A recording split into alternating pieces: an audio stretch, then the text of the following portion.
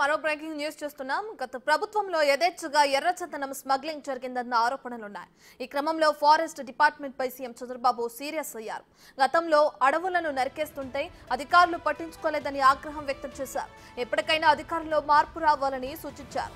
5 ఏళ్లు ఫారెస్ట్ అధికారులు నిమ్మకు నీరెత్తినట్లు వ్యవహరించారన్న విమర్శలు ఉన్నాయి. ఈ క్రమంలో సీఎం చంద్రబాబు అటవీ శాఖపై అసహనం వ్యక్తం చేశారు.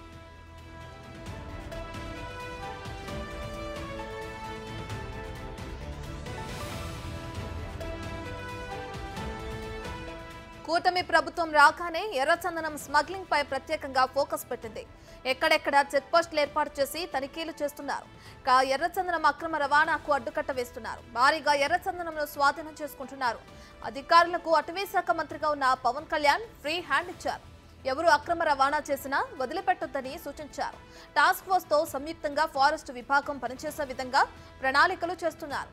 త్వరలోనే మంత్రి పవన్ కళ్యాణ్ క్షేత్రస్థాయి పర్యటనకు వెళ్లనున్నారు.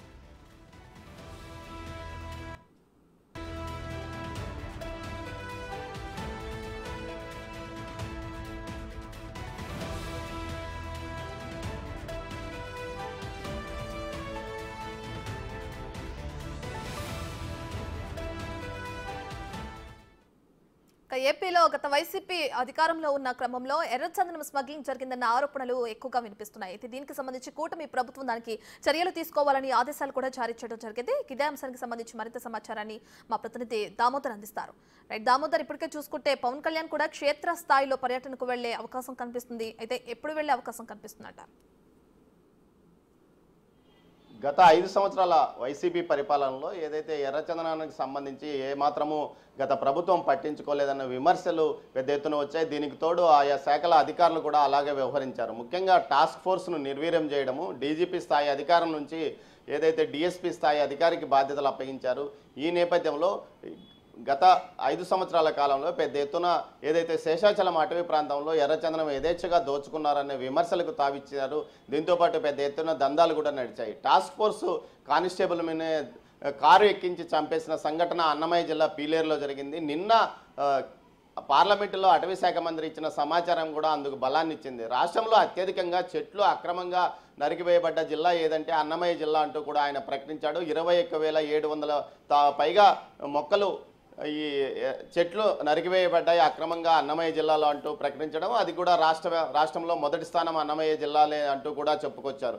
మొత్తం మీద అయితే మనం ప్రస్తుతం తిరుపతి అటవీ శాఖ కార్యాలయంలో ఉన్నాము. గత 5 సంవత్సరాలుగా జరిగిన నిర్వాహకం ఫలితంగా గతంలో ఏదైతే 2014 నుంచి 19 వరకు ఈ ప్రాంతం ఎప్పుడు కిటకిటలాడేది.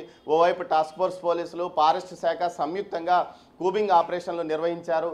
ఆ ఆపరేషన్లో పెద్ద ఎత్తున ఎర్రచందనం అక్రమదారులు బయటపడ్డారు. వారిని తీసుకుపోవడం, ప్రత్యేకంగా ఇక్కడ ఒక పోలీస్ స్టేషన్ కూడా అప్పట్లో ఏర్పాటు చేశారు. కానీ గత 5 సంవత్సరాలుగా ఉమ్మడి చిత్తూరు జిల్లాలకు సంబంధించి ఏదైతే అటు అన్నమయ్య కానీ, ఇటు చిత్తూరు కానీ, ఇటు ముఖ్యంగా తిరుపతి ఫారెస్ట్ శాఖ అధికారులు ఏ రోజు దీనికి సంబంధించి టాస్క్ ఫోర్స్తో సంయుక్త సమావేశాలు నిర్వహించలేదు. అదేవిధంగా పూర్తి స్థాయిలో చర్యలు తీసుకోలేదు. మరోవైపు ఏదైతే వీరు చేసినది ఏం పని అంటే అటు ముదివేడు, అదేవిధంగా నెత్తిగుంటపల్లి, అదేవిధంగా ఏదైతే ఆవులపల్లి ప్రాజెక్టుకు సంబంధించి రైతుల భూములను ఫారెస్ట్ భూములు అంటూ ఒక రికార్డులు తయారు చేయడంలో మాత్రం వీరు బిజీగా గడిపారు. అదేవిధంగా రాష్ట్ర అటవీ శాఖ మంత్రిగా పనిచేసిన పెద్దిరెడ్డి రామచంద్రారెడ్డి ఏ రోజు కూడా పూర్తి స్థాయిలో ఎర్రచందనం అక్రమ రవాణా గురించి రివ్యూ నిర్వహించిన దాఖలు లేదు. ముఖ్యంగా గత 5 సంవత్సరాల కాలంలో కేవలం ఒక్కసారి ఎర్రచందనం గోడౌన్లలో నిల్వ ఉన్న ఎర్రచందనం దొంగలను వేలానికి పెట్టారు. గత 2014-19 మధ్య కాలంలో ఏకంగా 1600 కోట్ల పైగా ఆదాయం ఎర్రచందనం అక్రమంగా దొరికిన ఎర్రచందనాన్ని వేగా ఆదాయం రాగా గత 5 సంవత్సరాల కాలంలో కేవలం అది 300-400 కోట్లకే పరిమితం అయిందంటే పరిస్థితి ఏ విధంగా ఉందో అర్థం చేసుకోవచ్చు. మొత్తం మీద ఈ 5 సంవత్సరాల కాలంలో అటు టాస్క్ ఫోర్స్ నిర్వీర్యమైంది. దీంతోపాటు ఏదైతే పోలీస్ శాఖ, ఇటు ఫారెస్ట్ శాఖ కూడా పెద్ద ఎత్తున కూపింగ్లో పాల్గొనలేదు. కేవలం ఎఫ్ఆర్ఓ స్థాయి అధికారులే ఈ విషయాల గురించి మాట్లాడాడు. జిల్లా ఫారెస్ట్ శాఖ అధికారి ఏ రోజు కూడా ఈ విషయాల గురించి మాట్లాడలేదంటే పరిస్థితిని మనం అర్థం చేసుకోవచ్చు. మొత్తం మీద ప్రస్తుతం ఈ శాఖ పనితీరు పైన పూర్తి స్థాయిలో చర్యలు ఉంటాయంటూ డిప్యూటీ సీఎం అటవీ శాఖ మంత్రి అయిన పవన్ కళ్యాణ్ ఎప్పుడైతే తాను బాధ్యతలు